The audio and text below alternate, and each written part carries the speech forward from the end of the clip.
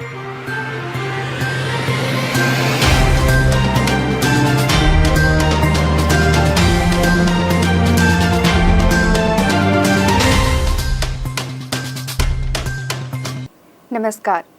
बस्तर की बात में आज मैं हूं आपके साथ नीलम साहू। देश भर में 18 से अधिक आयु वर्ग के लोगों के लिए टीकाकरण चल रहा है। आप सबसे निवेदन है कि टीका जरूर लगाएं, साथ ही कोविड-19 नियमों का पालन करें। मास्क लगाएं, 2 गज दूरी बनाए रखें और घर और बाहर सैनिटाइजर का प्रयोग ना भूलें। इन्हीं बातों के साथ आइए नजर डालते हैं आज की हेडलाइंस पर।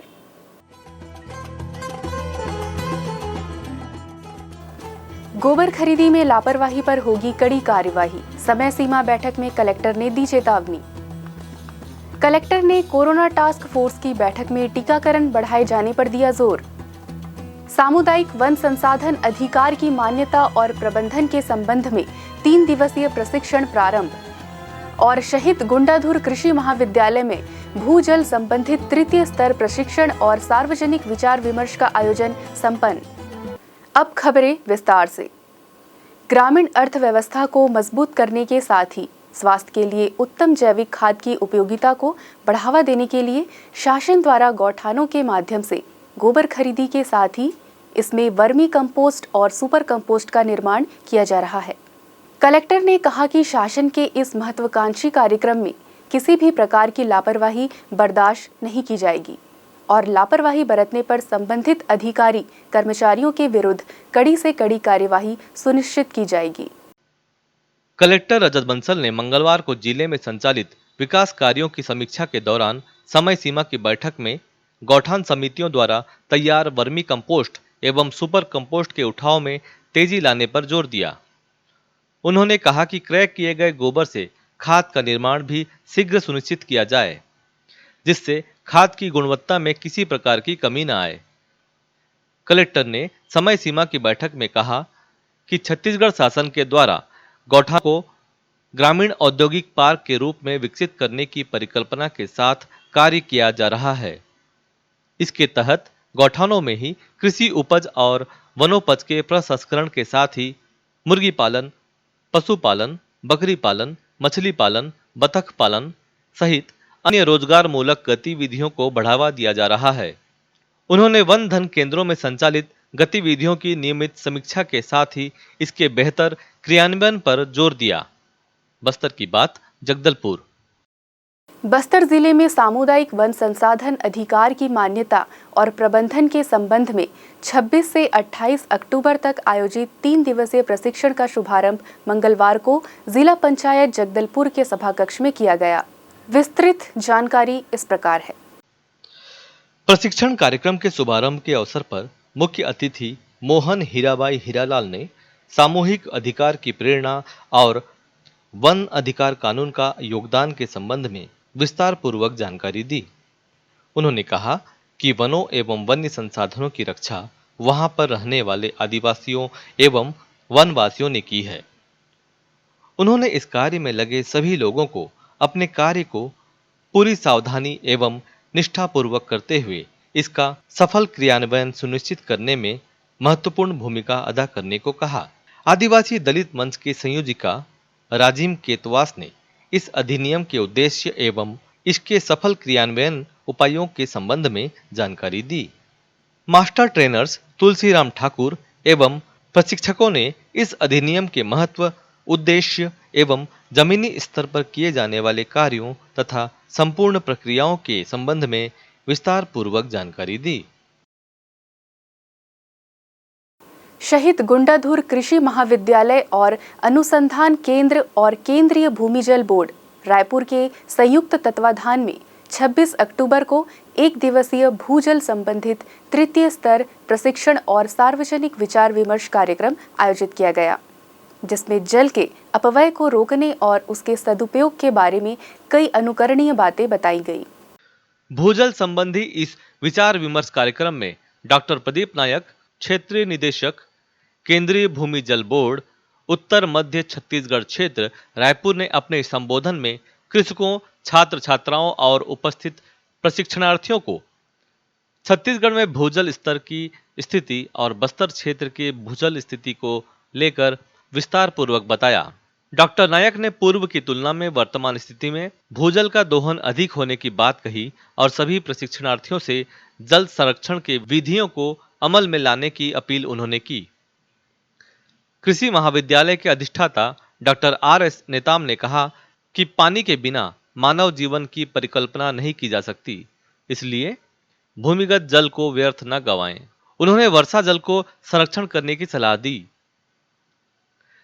कार्यक्रम में उपस्थित उद्यानिकी महाविद्यालय के अधिष्ठाता डॉक्टर ए.के. ठाकुर ने सिंचाई के दौरान पानी का समुचित उपयोग करने की सलाह दी और उन्नत सिंचाई की विधियों जैसे स्प्रिंकलर, ड्रिप इत्यादि अधिक से अधिक प्रयोग में लाने की सलाह दी। वैज्ञानिक डॉक्टर डी.पी. चंद्राकर ने मृदा जल संरक्षण की विधियों को विस्तार पूर्वक बताया और मृदा जल संरक्षण की तकनीक को अपनाने पर अपने विचार प्रस्तुत किए। डॉक्टर अजय कुमार सिन्हा, वैज्ञानिक, केंद्रीय भूमिगत जल बोर्ड, रायपुर ने भूभौतिकीय तकनीक भूजल स्तर अन्वेषण विषय पर अपना व्याख्यान दिया और भूभौतिकीय प्रतिरोधकता अन्वेषण की वैज्ञानिक विधि का प्रदर्शन कर इसकी जानकारी भी दी। इस अवसर पर महाविद्यालय के वरिष्ठ वैज्ञानिक, महाविद्यालय के कर्मचारीगण और बड़ी संख्या में कृषक छात्र छात्राएं उपस्थित थे। ऑनलाइन माध्यम से भी बड़ी संख्या में छात्र छात्राएं और अधिकारीगण इस प्रशिक्षण कार्यक्रम से जुड़े रहे। वक्त हो चला है छोटे से ब्रेक का। ब्रेक के बाद मिलते हैं कुछ और खबरों के साथ।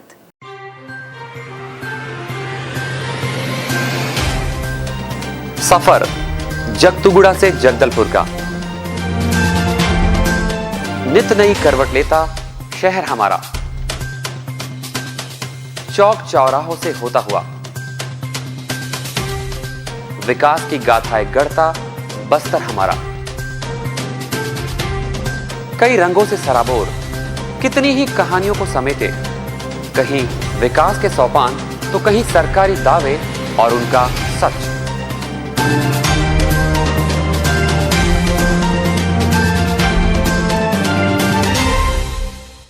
आतंक से दहलते जंगल, जमीन और जीवन, साहस और धैर्य से करवट लेती जिंदगी, राजनीति की चौसर के जाने अनजाने दांव, व्यवस्था की खूबी, कमी और खामी, खूबसूरत नजारे। अब होगी हर बात हमारे साथ, बस्तर की बात।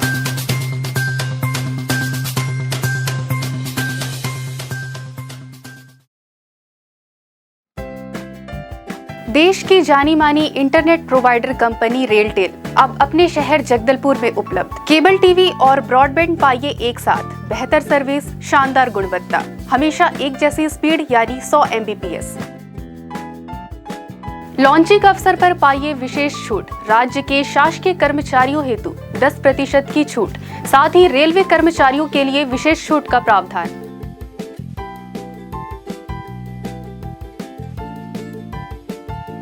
इंटरनेट कनेक्शन हेतु तत्काल अपने केबल ऑपरेटर से संपर्क करें या कॉल करें 9425262386 पर या 9617185020 पर।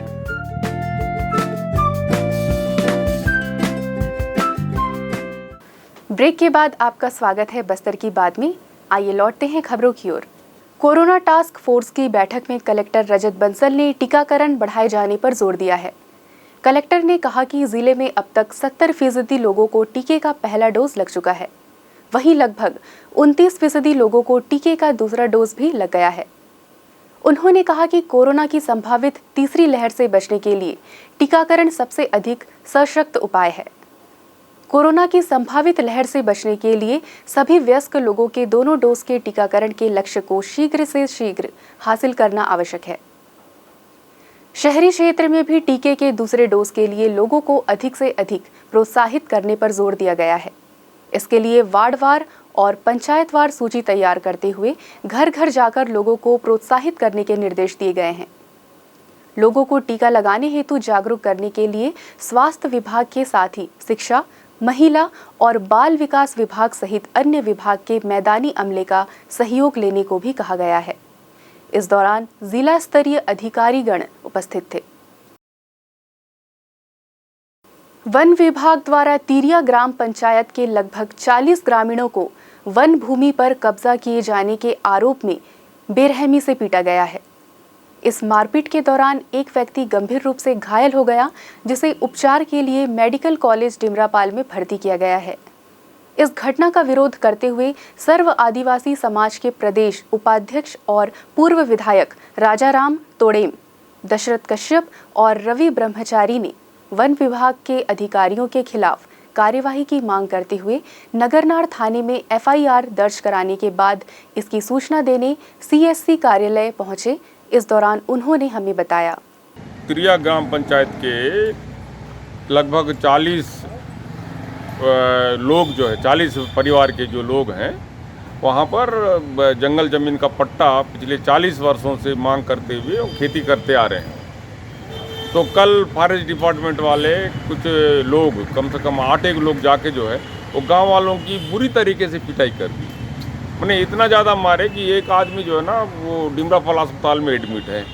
तो उसी को गांव वालों के साथ मिलके जाके वहाँ पर थाने में रिपोर्ट दर्ज करवाए, नगरनार थाने में। तो हम ये चाहते हैं कि फॉरेस्ट डिपार्टमेंट वालों को इस प्रकार का कृत्य नहीं करना चाहिए, क्योंकि गवर्नमेंट के द्वारा जो है वन अधिकार पट्टा देने का नियम बनाया हुआ है, और फिर डिपार्टमेंट के लोग जाके ग्रामीण बेकसूर लोगों को इस तरीके से मारपीट करना ये सरासर गलत है, और उनके खिलाफ जो है ना सख्त सख्त कार्रवाई होनी चाहिए। इस मांग को लेके हम नगरनार थाने में FIR दर्ज करवाए। अब खबर खेल जगत से। द्वितीय छत्तीसगढ़ वुमेन लीग फुटबॉल प्रतियोगिता का आयोजन स्थानीय सिटी ग्राउंड में हो रहा है। इस प्रतियोगिता में 26 अक्टूबर को माता रुक्मणी क्लब और UGFC दुर्ग के बीच खेला गया। माता रुक्मणी क्लब के खिलाड़ियों ने आकर्षक खेल का प्रदर्शन करते हुए 4-0 से UCSC दुर्ग की टीम को पराजित किया। दोनों ही टीम के खिलाड़ियों ने आकर्षक फुटबॉल का प्रदर्शन किया, लेकिन माता रुक्मणी टीम के खिलाड़ियों ने 60 पास के माध्यम से खेल में विपक्षी टीम पर आखिर तक दबाव बनाए रखा, जिसके परिणाम स्वरूप माता रुक्मणी आश्रम के जर्सी नंबर 8 की खिलाड़ी प्रियंका नेताम ने खेल के क्षेत्र में मिनट में पहला गोल दागा। इसके प्रचार के लिए 53वें मिनट और 85 मिनट में फिर गोल कर टीम को 3-0 की बढ़त दिलाई। वहीं जर्सी नंबर 16 की खिलाड़ी संध्या नेताम ने भी एक गोल दागा। इस तरह से 4-0 से माता रुक्मणी फुटबॉल क्लब विजयी रही। मैच के दौरान मुख्य रेफरी उमा मरकाम के साथ प्रशांत उइके और नितेश एक्का ने R1 और R2 का दायित्व निभाया।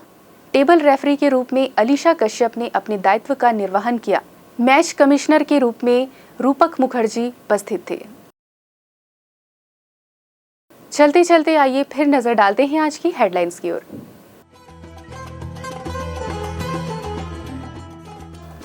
गोबर खरीदी में लापरवाही पर होगी कड़ी कार्यवाही, समय सीमा बैठक में कलेक्टर ने दी चेतावनी। कलेक्टर ने कोरोना टास्क फोर्स की बैठक में टीकाकरण बढ़ाए जाने पर दिया जोर। सामुदायिक वन संसाधन अधिकार की मान्यता और प्रबंधन के संबंध में 3 दिवसीय प्रशिक्षण प्रारंभ। और शहीद गुंडाधुर कृषि महाविद्यालय में भूजल संबंधित तृतीय स्तर प्रशिक्षण और सार्वजनिक विचार विमर्श का आयोजन संपन्न। बस्तर की बात में आज सिर्फ इतना ही। फिर होगी आपसे जल्द ही मुलाकात। तब तक के लिए दीजिए इजाजत नीलम साहू को। नमस्कार।